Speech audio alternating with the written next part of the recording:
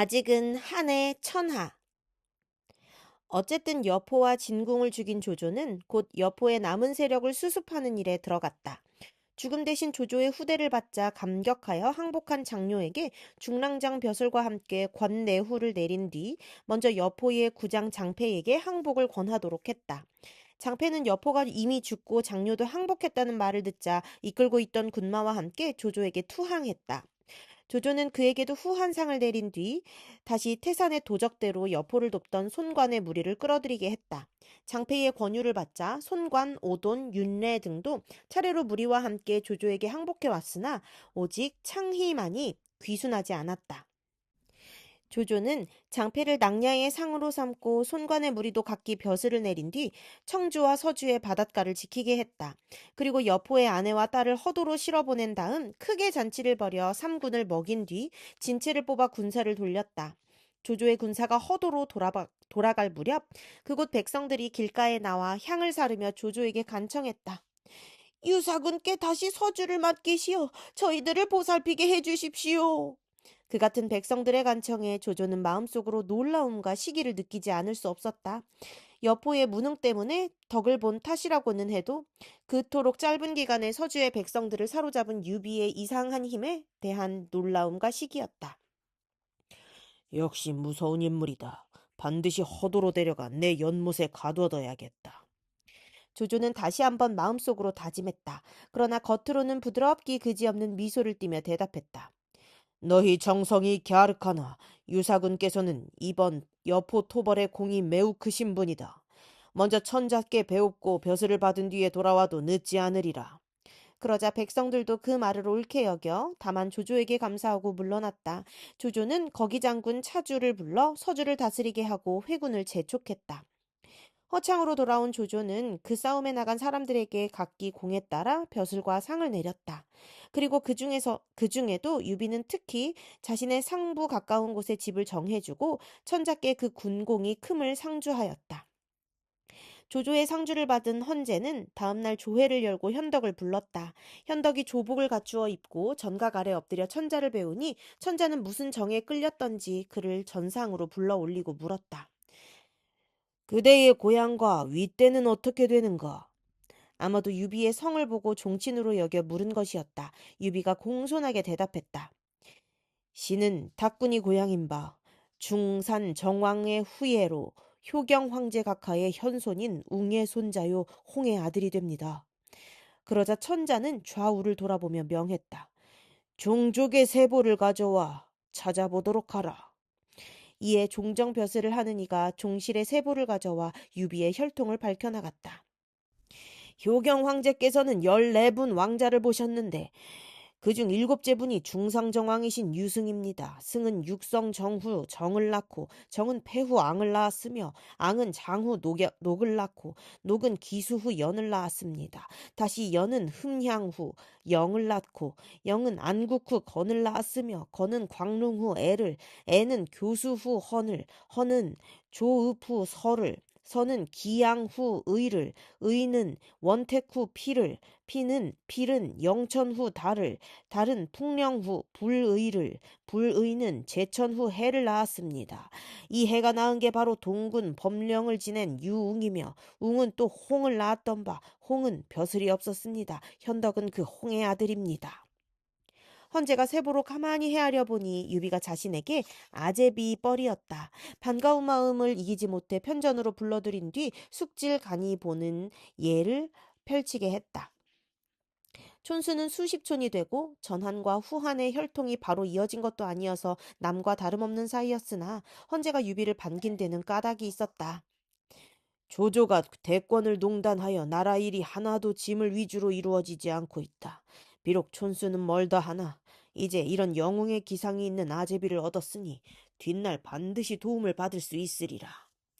헌재는 마음속으로 그 같은 바람이 있었다. 그리하여 단순히 종씨를 반길 뿐 아니라 좌장군의 의성 정후로 봉한 뒤 잔치까지 벌여 유비를 은근하게 대접했다. 뒷날까지 유비를 따라다닌 호칭 가운데 황숙이란 그렇게 해서 생겨난 말이었다. 하지만 조조 쪽이라 해서 그 같은 황제의 내심을 전혀 짐작하지 못한 것은 아니었다. 조조가 조정에서 돌아오자 순욱을 비롯한 모사들이 그를 맞으며 입을 모아 말했다. 전자께서 유비를 아제비로 대접하는 것은 결코 명공께 이롭지 못합니다. 이미 유비는 황숙으로 인정되었고 나는 천자의 조서를 받들어야 하는 몸인데 어찌 그걸 못하게 하겠소. 더구나 나는 유비를 허도에 잡아두려는 것이니 그만한 대우는 받게 해주어야 되지 않겠소. 너무 염려하지 마시오. 이름이야 천자와 가깝든 말든 실제로 대권은 내 손안에 있으니 두려워할 건 아무것도 없소. 조조는 가볍게 모사들의 말을 받은 뒤 갑자기 화제를 바꾸었다. 오히려 지금 당장 제거해야 할 것은 태위 양표라 생각되는데 여러분의 생각은 어떠시오? 그 일이 그토록 급한 까닭은 무엇입니까? 모사들 가운데 하나가 물었다. 조조가 엄한 얼굴로 대답했다. 태위 양표는 원술과 친척이 될 뿐만 아니라 원술과 내통하여 해를 끼친 일이 적지 않았소. 오래 두면 반드시 큰 화가 될 것이오. 그렇지만 겉으론 아무것도 드러난 죄목이 없는데 어떻게 그를 죽일 수 있겠습니까? 그러자 조조가 한층 차갑게 대답했다. 그거야 사람을 시켜 양표가 원술과 내통하고 있다는 말을 퍼뜨리게 하면 되지 않겠소. 원술은 이미 존호를 참칭한 역적이니 그와 내통한 죄로도 결코 살아날 수 없을 것이오. 그 하는 말로 보아 조조는 아직도 유비를 원소나 원술만큼 위험하게 여기지는 않는 것 같았다. 이미 손안에 들어온 유비보다는 자칫하면 원소, 원술 형제와 손을 잡아 내응하게 될 양표를 먼저 제거하려 했다. 조조의 암시를 받은 측근은 다음 날로 곧 사람을 시켜 양표를 무고하게 했다. 양표가 원술과 몰래 내통하고 있다는 내용이었다. 스스로 시킨 일이나 다름없건만 조조는 그 무고를 구실로 양표를 잡아 가두게 하고 만총으로 하여금 신문케 했다. 이때 북해태수 공룡은 허도에 있었다. 조조와도 가까이 지내던 그는 양표가 갇혔다는 말을 듣자 조조를 찾아와 말했다. 양공은 사대나 깨끗한 덕으로 조정에서 일해온 집안의 사람입니다. 어떻게 원씨와 가깝다는 이유만으로 벌을 줄 수 있겠습니까? 이것은 내가 하려는 게 아니외다. 조정의 뜻이요. 조조가 시치미를 떼며 대답했다. 그러나 공룡은 물러서지 않았다. 지금 승상께서 하시려는 일은 옛날 주공과 다름이 없습니다. 성왕으로 하여금 소공을 죽이게 해놓고 주공이 나는 모르는 일이라 잡아뗀다면 말이 되겠습니까? 조조는 공룡의 밝은 헤아림이 얄미웠지만 그렇게까지 나오자 어쩌는 수가 없었다. 양표의 벼슬을 떼어 고향으로 내쫓는 것으로 이를 매듭지었다. 의랑으로 있던 조언이란 사람이 그 소문을 듣고 크게 분개했다. 조조가 나라 일을 마음대로 하여 천자의 뜻도 받들지 않고 대신을 내쫓은 일을 탄핵했다. 양표를 죽이지 못하고 살려보낸 것도 마음에 차지 않는데 그 일로 자기를 탄핵하는 자까지 있다는 말을 듣자 조조는 몹시 노했다. 곧 조언을 잡아들여 죽였다. 의랑은 원래가 정치의 득실을 따지는 벼슬아치이다. 그런 조언을 함부로 잡아 죽이는 걸 보자 조정의 백관들 치고 조조를 두려워하지 않는 이가 없었다. 짐작건대 조조는 여포를 잡아 죽임으로써 천하의 향방에 대해 어떤 자신을 얻었는 듯하다. 그리고 조정을 한층 더 자기 손아귀에 집어넣기 위해 한시험으로 조언을 죽였던 것 같다. 그래도 누구 하나 맞대놓고 조조를 나무라는 사람이 없는 걸 보고 조조는 심중으로 더욱 자신의 천하가 도래할 것임을 확인했을 것이다. 조조의 그런 내심을 읽은 모사 정욱이 조조에게 은근하게 권했다. 지금 명공의 위명은 날이 갈수록 더해지고 있습니다. 어찌하여 이 틈을 타 왕패의 큰일을 꾀해보지 않으십니까? 그러자 조조도 별로 숨김없이 속마음을 드러냈다. 아직은 조정에 한해 팔다리라 할 수 있는 사람들이 많소. 가볍게 움직여서는 아니 될 것이요. 하지만 그들의 동정을 한번 살펴보는 것도 좋겠지. 천자케 청해 사냥을 나가 적당한 때에 백관들을 격동시켜 보겠소. 그러고는 정말로 큰 사냥을 준비케 했다. 좋은 말에다 이름난 매며 날래고 사나운 개에다 활과 화살까지 특별히 마련케 한 뒤 군사를 성 밖에 모아두고 들어가 헌제에게 아뢰었다. 폐하, 신이 사냥갈 마련을 했으니 오늘 하루는 정사를 잊고 정야를 한번 마음껏 달려보심이 어떻겠습니까? 경의 뜻은 고맙지만 전야를 달리며 짐승을 쫓는 일이 제왕된 자의 바른 길은 아닌 것 같아 두렵소. 갑작스런 청이라 천자가 머뭇거리며 대답했다. 조조가 좋은 말로 구실을 댔다. 예부터 제왕은 수, 묘, 선, 수라 하여 봄, 여름, 가을, 겨울 할 것 없이 교회로 나가 무위를 천하에 떨쳤던 것입니다. 지금 사해가 시끄럽고 어지러우니 마땅히 전야에 나가 사냥을 하심으로써 폐하의 무위를 떨쳐 보이실 때입니다. 조조가 그렇게 간곡히 나오니 천자로서는 마다할 수가 없었다. 마지못해 사냥을 따라 나서니 말은 소요마요, 활은 보석을 아로 생긴 보궁에, 화살은 금으로 된 촉을 가진 금비전이었다. 조조도 한껏 위험을 부려 발금 누른 비전마에 10만의 무리를 딸린 채 천자와 더불어 허전으로 나가는데 군사가 둘러싸 몰이를 하는 넓이만도 200리에 이를 지경이었다. 유비와 관장 두 아우도 그 사냥에 따라 나섰다. 각기 활과 화살을 안장에 매달고 무기를 든 데다 엄심갑까지 안으로 받쳐 입은 채였다. 조조는 무엄하게도 천자와 말머리를 나란히 하다시피 앞서 나아갔다. 마땅히 말 한필거리는 뒤떨어져 따라야 할 것임에도 조조가 짐짓 말을 달려 겨우 천자와는 말대가리 하나 차이밖에 두지 않은 탓이었다. 그런 조조의 등 뒤에는 곧 신복 장교들이 따르고 백관들은 다만 멀찌감치 서 천자를 시중들 뿐 감히 가깝게 다가가지 못했다. 마침내 허전에 이르러 사냥이 시작되는데 어떤 길가에서 천자는 말에서 내려 시립하고 선 유비와 마주쳤다. 천자가 반가운 마음으로 청했다. 짐은 오늘 황수께서 사냥하는 솜씨를 보고 싶소. 어서 말해 오르시오. 그 바람에 유비와 그림자처럼 그를 따르는 두 아우도 천자의 일을 행해 끼어 사냥을 하게 되었다. 마침 얼마 가지 않아 토끼 한 마리가 뛰어나왔다. 조금 전에 헌제에게 들은 말도 있고 해서 유비는 곧바로 화살을 날렸다. 화살은 보기 좋게 토끼를 꿰뚫어 놓았다. 훌륭한 솜씨요. 헌재는 한층 유비가 믿어온 듯 칭찬을 아끼지 않았다. 얼마를 달려 다시 조그만 언덕 하나를 도는데 이번에는 가시덤불 속에서 한 마리의 큰 사슴이 뛰어나왔다. 헌재가 연달아 3번이나 화살을 날렸으나 맞지 않았다. 승상께서 한번 쏘아보시오. 헌재는 약간 무안한 얼굴로 조조를 돌아보며 들고 있는 자신의 보궁과 금비전을 내밀었다. 조조는 단 한 번의 사양도 없이 천자가 내미는 활과 화살을 받았다. 그리고 한껏 시위를 당긴 뒤 살을 날렸다. 금비전은 어김없이 사슴의 등줄기에 꽂히고 사슴은 한마디 구슬픈 비명과 함께 풀 위에 고꾸라졌다. 만세! 만세! 황제폐야 만세! 사슴에 꽂힌 화살이 금비전인 것을 보고 쏜 사람이 헌제인 줄로 안 군신과 장교들은 그렇게 손뼉을 치며 환호를 보냈다. 그때 해괴한 일이 벌어졌다. 조조가 말을 달려나가 천자를 막아서더니 군신과 장교들의 만세에 손을 들어 받아들이는 게 아닌가. 조조의 그 참남된 행동에 군신은 모두 낯색이 변했다. 그 중에서도 특히 노한 것은 관운장이었다. 머리칼을 올올이 곤두세우고 누에 같은 눈썹 아래는 봉의 눈이 불을 뿜는 듯했다. 금세 말을 박차고 달려나가 한 칼에 조조를 베어버릴 듯한 기세였다. 그 같은 관우의 모습을 본 유비는 놀랐다. 황황히 두 손을 저으며 눈짓을 보내 관우를 말렸다. 다행히 관우도 유비가 그렇게 하는 걸 보고 억지로 노기를 억눌러 함부로 움직이지 않았다. 유비는 혹시라도 자기들의 그런 행동이 눈에 띌까봐 얼른 조조에게 다가가며 치하했다. 승상께서는 실로 신궁이십니다. 이 세상에 그 누구도 승상의 솜씨에는 이르지 못할 것입니다. 조조도 기분이 나쁠 리 없었다. 빙긋 웃으며 검사를 했다. 이는 모두 천자폐하의 홍보기회다. 그러고는 슬며시 말머리를 돌려 헌제에게 뒤늦은 하례를 올렸다. 그러나 천자의 보궁은 기어이 돌려주지 않고 자기 허리에 걸었다. 그럭저럭 몰이와 사냥이 끝나고 천자와 조조는 허전에서 한바탕 잔치를 벌인 뒤 허도로 돌아왔다.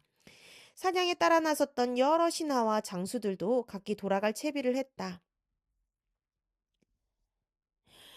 조조는 임금을 속이고 제 시커먼 뱃속을 드러내기에 한 칼에 베어버리고자 했습니다. 그런데 어인 까닭으로 형님께서 저를 말리셨습니까? 그들 형제만 돌아오는 길에 관우가 문득 유비에게 물었다. 유비가 조용히 까닭을 밝혔다. 아우의 뜻은 장하나 쥐 잡으려다 독 깨는 꼴이 날까 두려워서였네. 생각해보게. 조조와 천자는 말대가리 하나 사이도 떨어져 있지 않고 또 그 주위는 그의 신복들이 둘러싸고 있지 않았나. 만약 아우가 한때의 분함을 참지 못해 가볍게 움직였다가는 조조는 죽이지도 못하고 천자만 상하게 했을 것이네. 일이 그렇게 되었다면 그 죄는 거꾸로 우리가 뒤집어 쓰게 되었을 것 아닌가. 생각이 깊은 관우라 유비의 말을 듣고 그때의 정경을 떠올려 보니 과연 그랬다. 그러나 여전히 분함은 남는지 한스럽게 말했다. 오늘 그 역적을 죽이지 못했으니 뒷날 반드시 나라에 큰 화근이 될 것이오. 유비가 그런 관우를 다시 단속했다. 그런 소리 하지 말게. 오늘 일은 비밀로 하고 결코 가볍게 입에 담아서는 안 되네. 하지만 그날의 사냥에서 가장 분한 꼴을 당한 것은 역시 헌제 자신이었다. 헌제는 궁궐로 돌아가자마자 복황후에게 울며 말했다. 짐이 대위에 오른 이래 간웅이 이때여 일어나 처음에는 동탁의 시달림을 받게 되더니 뒤에는 이각과 곽사의 난리를 당하게 되었소. 실로 여느 사람이 겪지 못한 고초를 이 몸과 그대가 꺾었는데 이제 다시 조조가 나타났구려. 조조는 한해 신하로서 뜻밖에도 나라 일을 마음대로 하고 대권을 희롱하여 함부로 위세를 부리며 복록을 누리고 있소. 짐이 매양 보고만 있자니 등에 가시를 지고 있는 듯한데 오늘은 또 사냥터에서 나를 대신해 사람들의 치하를 받기까지 했소이다. 그 무례함이 이미 극에 달했으니 오래전났다는 음모를 꾸밀 것이라. 실로 우리 부부는 언제 죽을지 모르는 처지가 되었소.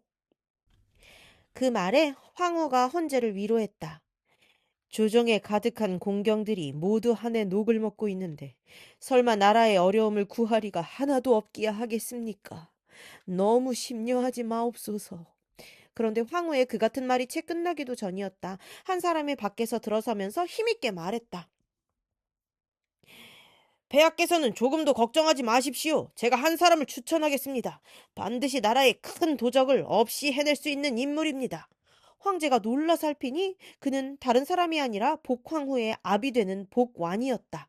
헌제는 눈물을 거두며 물었다. 황장께서도 조조 그 역적이 나라 일을 함부로 하고 있는 것을 알고 계셨소. 허전에서 사슴을 쏘았을 때의 일을 누가 보지 않았겠습니까? 그런데 또한 이미 조정이 조조의 피부치이거나 졸개로 가득하니 나라에 인척된 이가 아니면 누가 충성을 다해 역적을 치려 하겠습니까? 부끄럽게도 신은 늙고 힘이 없으나 다만 한 사람 거기 장군이요 국구인 동승은 한번 그 일을 맡겨볼 만합니다. 보관이 그렇게 대답하자 헌제의 얼굴에도 한 가닥 밝은 기운이 돌았다. 동국구가 나라의 어려움을 당해 힘을 다하고 있음을 짐도 익히 알고 있소. 마땅히 그를 불러들여 대사를 의논해 보리다. 그리고 금세라도 사람을 시켜 동승을 부를 듯 서둘렀다. 보관이 황급히 그런 헌제를 말렸다. 지금 폐하의 좌우에는 조조의 신복들이 곳곳에 깔려 있습니다. 만약 잘못되어 일이 새나가는 날이면 그 화가 작지 아니할 것입니다. 그럼 어떻게 하면 좋겠소? 신에게 한 가지 계책이 있습니다. 폐하께서는 옷 한 벌을 짙게 하시고 옥대 하나를 겉들어 동승에게 내리십시오. 옥대의 속을 뺀 다음 밀조를 접어넣고 꿰매게 하시면 겉보기에는 감쪽 같을 것입니다. 그 뒤에는 동승에게 넌지시 그 속에 밀조가 들어있음을 알리시고 옷과 함께 주워 보냅니다. 동승이 집으로 돌아간 뒤 몰래 옥대에서 밀조를 꺼내 익는다면 비록 그 일이 낮에 이루어진다 해도 귀신도 모르게 폐하의 밀명이 그에게 전해질 수 있을 것입니다. 헌제가 들으니 그럴듯했다. 따라서 보관이 돌아가기 무섭게 밀조를 짓는데 손가락을 깨물어 피로 써나갔다. 밀조가 다 된 뒤 헌제는 다시 복황후를 시켜 자주 비단으로 옷 한 벌을 짓게 하고 그의 곁들인 옥대 속에 그 밀조를 넣어 꿰매도록 했다.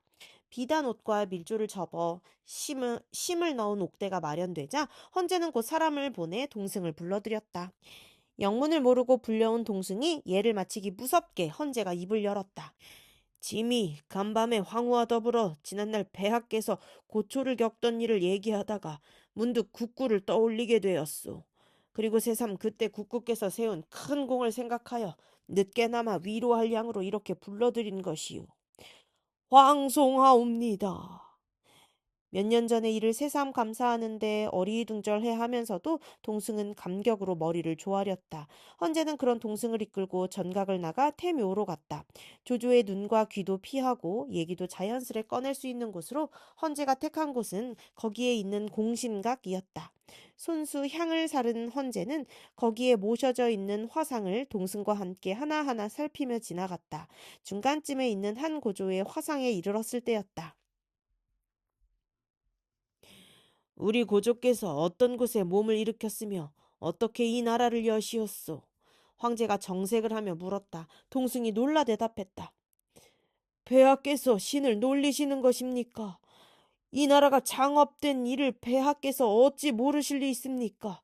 태조 고 황제께서는 사상 마을의 정장이셨으나 석자 칼로 큰 뱀을 베시고 의의를 앞세워 몸을 일으키시었습니다.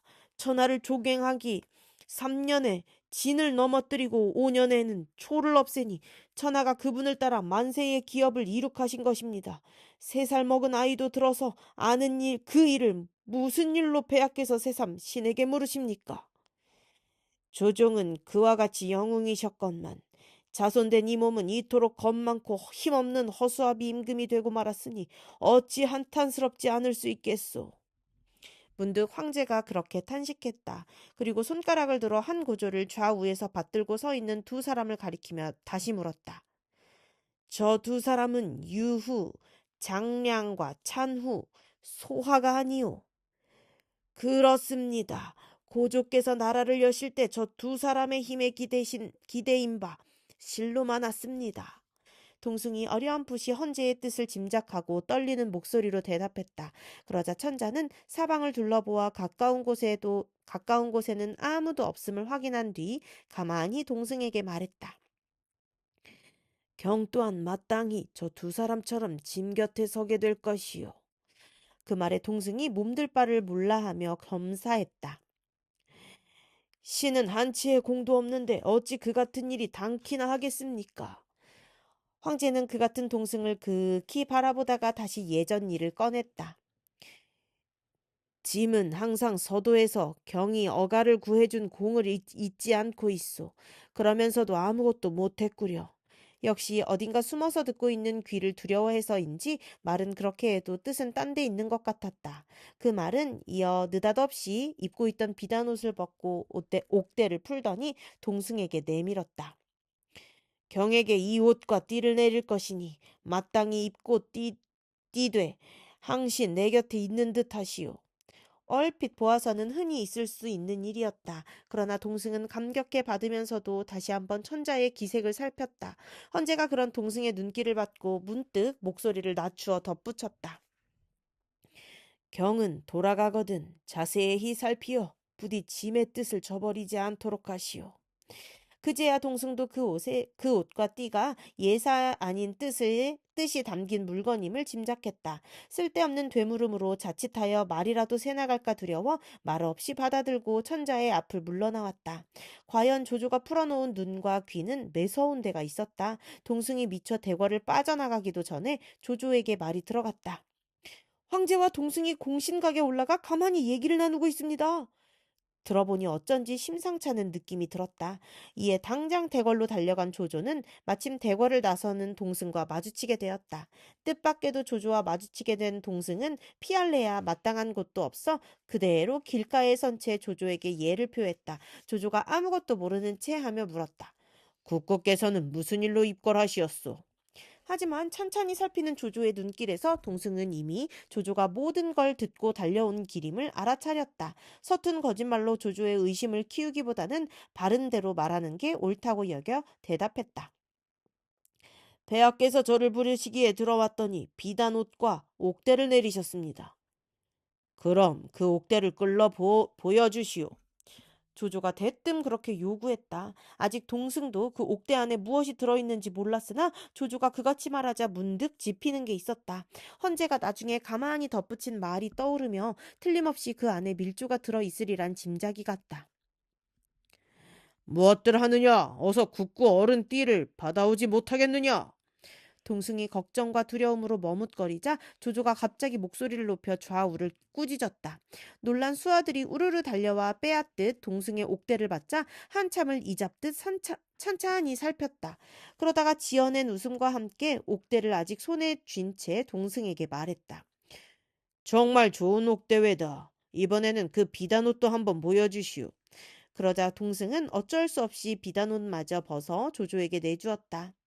조조는 그런 다시 그 비단옷을 살피기 시작했다. 미심쩍은 곳은 햇볕에 비춰보아 가면서까지 구석구석 꼼꼼하게 살피는 것이었다. 한참을 그러더니 돌연 무슨 생각이 들었는지 스스로 그 비단옷을 입고 옥대를 둘렀다. 잘 맞느냐? 조조의 그 같은 물음에 좌우가 입을 모아 대답했다. 꼭 맞습니다. 승상을 위해 지은 것 같습니다. 그러자 조조는 동승을 돌아보며 물었다. 국구께서는 이 옷과 띠를 내게 주실 수 없겠소. 실로 외람된 청이었다. 천자의 하사품을 중도에서 가로채겠다는 것이나 다름없으나 조조로서는 그럴 법도 했다. 분명히 의심스러운데도 급하게는 단서를 잡을 길이 없으니 자신의 부중으로 그 옷과 띠를 가져가 천천히 살펴볼 생각이었다. 폐하께서 은덕을 베풀어 제게 내리신 것이라 함부로 다른 이에게 넘길 수가 없습니다. 승상께서 정히 옷과 띠가 필요하시다면 제가 따로 한 벌 지어 올리겠습니다. 동승이 점잖게 거절했다. 그러나 조조는 더욱 의심이 드는 듯 목소리까지 날카로워지며 따지고 들었다. 새삼 옷과 띠가 필요하지 않은 것은 국구께서도 마찬가지가 아니겠소. 그런데 폐하께서 국구를 불러 이렇게 옷과 띠를 내리셨으니 이상스럽지 않소. 혹 이걸 주고받는 가운데 무슨 음모가 있는 것이 아니오. 그 말에 동승은 뜨끔했다. 얼른 낯색을 부드럽게 하여 조조의 말을 받았다. 감히 그럴 리야 있겠습니까? 승상께서 굳이 그 옷과 띠를 원하신다면 그대로 거두어 주십시오. 동승이 너무도 쉽게 천자가 하사한 비단옷과 옥대를 바치려 들자 조조도 조금 의심이 풀리는 기색이었다. 무언가가 있는 듯하지만 그 옷과 띠는 아니라 여겨 금세 말을 바꾸었다. 공이 폐하로부터 하사받은 것을 내가 어찌 빼앗겠소. 그저 장난으로 그래 보았을 뿐이요. 그러고는 비단옷과 옥대를 돌려준 뒤 대궐 안으로 들어가 버렸다. 호랑이 굴을 빠져나오는 듯한 기분으로 집에 돌아온 동승은 곧 사람의 출입이 없는 서원에 자리를 잡고 헌제가 내린 옷과 띠를 살폈다. 먼저 비단옷을 펼쳐놓고 밤늦도록 솔기 하나까지 자세히 살폈으나 아무것도 이상한 게 없었다. 천자께서 이것을 내리실 때 자세히 살필 것도 아울러 명하셨다. 틀림없이 어떤 뜻이 있었을 것이다. 그런데 도무지 아무것도 찾을 수 없으니 어떻게 된 일인가? 동승은 홀로 그렇게 중얼거리며 이번에는 다시 옥대를 살피기 시작했다. 옥대는 백옥이 영롱하게 박힌 것인데 겉에는 작은 용과 꽃이 수놓아져 있고 안은 자주색 비단으로 곱게 바느질 되어 있었다. 이리 뒤지고 저리 뒤집으며 살폈으나 역시 특별한 것은 눈에 띄지 않았다. 하지만 헌재의 은밀한 암시를 받은 터라 그대로 덮어둘 수는 없는 일이었다. 이에 동승은 옥대를 탁자 위에 올려놓고 수없이 거듭하여 조사를 했다. 아무리 오래 들여다보아도 이상한 게 없자 차츰 피로하고 실증이 났다. 그래서 그날 밤은 그만큼 살핀 것으로 그치고 잠이나 잘 양으로 옥대를 거두는데 뜻밖의 일이 벌어졌다. 등에 불똥 하나가 옥대에 떨어지자 금세 뒷면 바닥에 불이 붙었다. 동승이 놀라 손가락으로 눌러 껐지만 어느새 비단에 난 구멍으로 옥대의 안감이 내비쳤다. 천자의 하사품에 흠을 낸 송구함으로 그곳을 살피는데 문득 이상한 게 보였다. 흰 기부로 된 안감에 군데군데 핏자국 같은 게 비친 까닭이었다. 동승은 급히 칼을 찾아 옥대의 속을 타보았다. 짐작대로 흰 깁에 씌어진 것은 피로 쓴 천자의 밀조였다. 동승은 놀라 밀조를 펼쳤다. 짐이 듣기로 일륜에서 크게 치는 것은 부자의 도리가 먼저이고 존비에서 특히 으뜸으로 여기는 군신의 도리가 무거움이라 하였다. 근일 조조는 나라의 대권을 희롱하여 군부를 속이고 억누르며 또 패거리를 짓고 서로 사사로이 맺어 조정의 기강을 무너뜨리고 있다. 벼슬을 내리고 상과 벌을 주는 일을 멋대로 하니 어찌 짐을 이 나라의 주군이라 할 수 있으랴. 짐이 밤낮으로 걱정하고 두려워하는 바는 그로하여 장차 천하가 위태로워짐이다. 경은 나라의 대신일 뿐만 아니라 짐에 가까운 인척으로서 고황제께서 이 나라를 여실 때에 힘들고 어려웠음을 잊지 말라. 널리 충의를 겸한 열사들을 불러 모아 간사한 무리를 쳐 없애고 다시 사직을 평안케 할 수만 있다면 이는 실로 조정에 큰 다행이 되리라. 손가락을 깨물어 흐른 피로 조서를 써 경에게 붙이나니 거듭 신중하게 생각하여 짐의 뜻을 저버리는 일이 없을진저. 건한 4년 봄 3월 조서를 내리노라. 동승이 읽어보니 대강 그러했다. 읽기를 마친 동승은 절로 눈물이 쏟아졌다. 나라꼴과 자신의 처지가 슬프고도 부끄럽고 또한 분했다. 도무지 잠을 잘 수가 없어서 눈을 붙이는 듯 마는 듯 새벽부터 다시 서원으로 나와 천자의 밀조를 펴들었다. 읽고 또 읽었으나 너무도 엄청난 조조의 세력을 생각하니 아무래도 마땅한 계책이 떠오르지 않았다. 동승은 천자의 밀조를 탁자 위에 펴둔 채 조조를 죽일 계책을 생각하고 또 생각했다. 그러나 밤을 거의 뜬 눈으로 세운 탓인지 미처 계책을 떠올리기도 전에 깜빡 졸음이 왔다. 국구께서 마침 계셨구려. 어찌하여 이토록 깊이 잠드시었소? 동승이 그 같은 소리에 놀라 깬 것은 이미 해가 높이 솟은 뒤였다. 자신은 탁자에 기대 잠이 들어 있는데 맞은편에는 어느새 실랑으로 있는 왕자복이 와 앉아 있었다. 동승은 문득 천자의 조서를 생각하고 탁자 위를 살폈다. 그런데 거기 있어야 할 조서가 없지 않은가? 국구께서 찾는 게 혹시 이게 아니시오? 동승이 황망하여 여기저기 살피는 걸 보고 왕자복이 소매에서 조서를 꺼내 보이며 엄한 얼굴로 물었다. 그게 어떻게? 동승이 놀라 물었다. 그러자 왕자복은 금세 몸을 일으켜 뛰쳐나갈 듯 말했다. 그대가 조공을 죽이려 하니 나는 마땅히 이걸 승상부에 갖다 바쳐야겠소. 동승이 그런 왕자복의 소매를 잡으며 눈물 젖은 얼굴로 말렸다. 만약 형께서 그렇게 하시면 이제 우리 한실은 끝이요. 그 말에 비로소 왕자복도 비분에 젖은 얼굴이 되어 본심을 털어놓았다. 국구께서는 염려하지 마시오. 나는 다만 국구의 결심을 가늠해 보았을 뿐이오. 우리 조상 또한 대대로 한실에 녹을 먹었으니 내겐들 어찌 충심이 없겠소이까. 바라건대 형을 도와 한 팔의 힘이라도 되고자 하오. 우리 함께 조조 그 역정놈을 죽이도록 합시다. 원래 왕자복은 동승과 막역한 사이였다. 동승의 문지기도 그가 자기 주인과 교분이 두터운 걸 알고 그대로 사원에 들여주는 바람에 뜻밖에도 피로 쓴 천자의 조서를 보게 되었다. 그러나 동승이 어떻게 마음을 정했는지 몰라 지임짓 그렇게 떠보았던 것이다. 형의 뜻이 그러하다니 실로 나라의 근복이요. 아직 대한의 운세가 다하지는 않았음이 분명하오. 왕자복의 본심을 알자 동승이 가슴을 쓸며 그렇게 말했다. 왕자복이 다시 한 의견을 내놓았다. 이 같은 큰일은 말로써만 해서는 되지 않을 것이오. 우리 밀실로가 함께 의장을 쓰고 삼족을 벌여 한실의 은덕에 보답하도록 합시다. 동승도 왕자복의 말을 옳게 여겼다. 흰 비단 한 폭을 꺼내 의장으로 삼고 먼저 자기 이름을 썼다. 왕자복도 그 자리에서 자신의 이름을 동승의 이름 아래에 나란히 쓴 다음 다시 한 사람을 천거했다. 장군 오자란이 나와 몹시 가까운 사이인데 함께 일을 꽤 해볼 만하오. 동승도 함께 일할 사람 둘을 천거했다. 조정의 그득한 대신들 가운데 오직 장수교위, 충집과 의랑오석이 내 신복이라 할 만하외다. 나와 더불어 이 일을 함께 할 것이오. 그렇게 서로 간에 끌어들일 수 있는 인물들을 꼽아보고 있는데 호련 가동이 들어와 알렸다. 충교위와 오의랑께서 오셨습니다. 다름 아닌 충집과 오석이 불린 듯 찾아온 것이었다. 동승은 그것이 좋은 조짐인 듯 여겨졌다. 이것이 하늘이 우리를 도우시는 것이외다. 그같이 기뻐하며 왕자복을 잠시 병풍 뒤에 숨긴 뒤 두 사람을 맞아들였다. 주인과 손이 각기 자리를 잡고 차를 마시는데 문득 충집이 찻잔을 놓으며 숙연한 어조로 물었다. 지난날 허전에서의 사냥을 어떻게 생각하십니까? 슬프고도 한스럽지 아니합니까? 그거야 누군들 그렇지 않겠소만 어쩌겠소. 방도가 없지 아니하오. 동승이 짐짓 힘없이 대꾸했다. 그러자 곁에 있던 오석이 분연히 소리쳤다. 우리는 이미 조조 그 역적놈을 죽이기로 맹세하였습니다. 다만 한스러운 것은 우리를 도와줄 리가 없는 것입니다.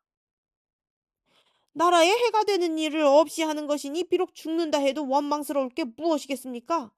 충집이 다시 그렇게 오석의 말에 맞장구를 쳤다. 그때 병풍 뒤에 숨어있던 왕자복이 뛰쳐나오며 험하게 얼러댔다. 너희 둘은 조승상을 죽이려 들었으니 그냥 넘어갈 수 없다. 동국국께서는 나와 승상부로 함께 가서 증인이 되어 주시오. 그러자 충집이 성난 눈길로 왕자복을 노려보며 꾸짖었다. 충신은 죽음을 두려워하지 않는다. 우리는 죽어서 한해 귀신이 될 터인즉 역적놈에게부터 잘 살기를 바라는 니놈과 어찌 같을 수 있겠느냐. 그때 동승이 웃으며 충집과 오석을 진정시켰다.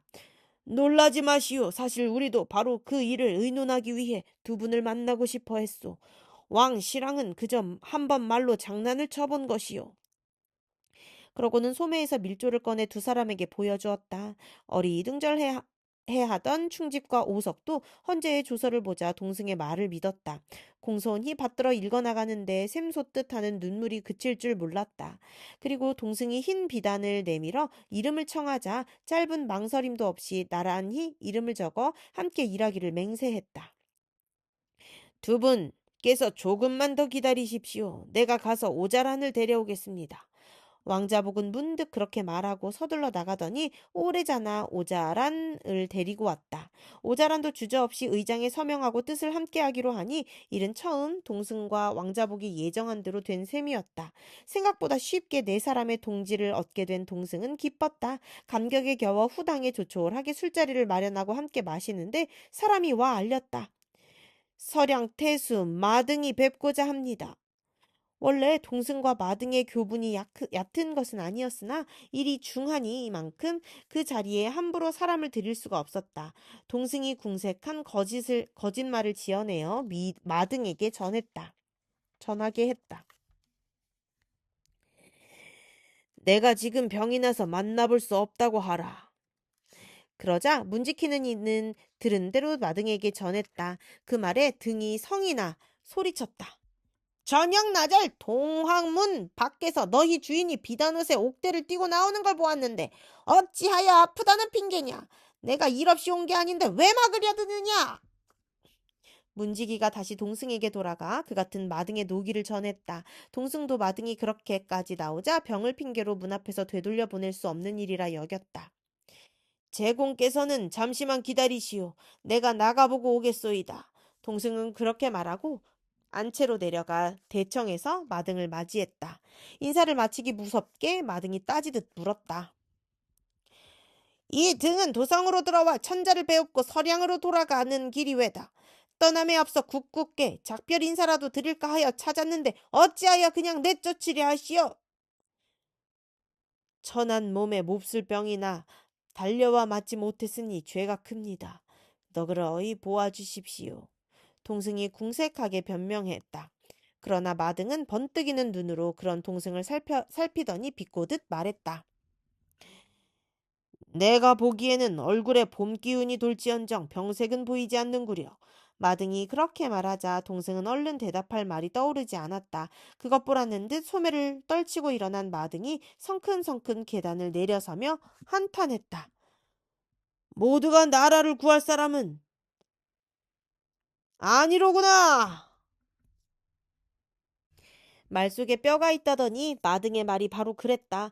그제야 동승도 느끼는 바 있어 마등을 붙들며 물었다. 공은 어찌하여 이 몸이 나라를 구하려 들지 않는다 보시오.